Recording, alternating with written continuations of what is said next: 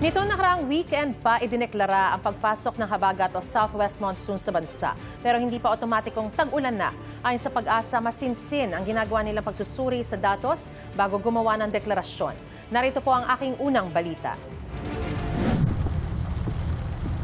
Sa nakalipas na mga araw, napapadalas na ang mas mahaba-haba at malalakas na pag-ulan, lalo na pag madaling araw pati pagsapit ng hapon hanggang gabi.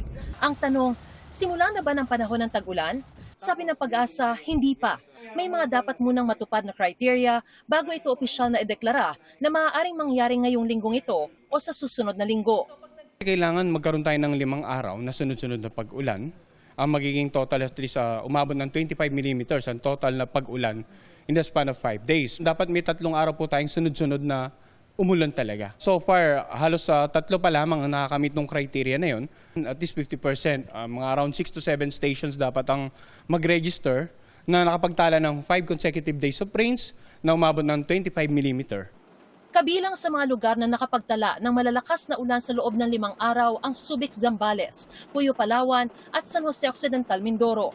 Ayon sa Pag-asa, mahalaga ang maingat na pagtataya bago magdeklara ng tag-ulan dahil malaki ang epekto nito sa agrikultura, power generation at water sector. Sa ngayon mayroon daw isang low pressure area sa West Philippine Sea na kasalukuyang nagpapalakas sa habagat.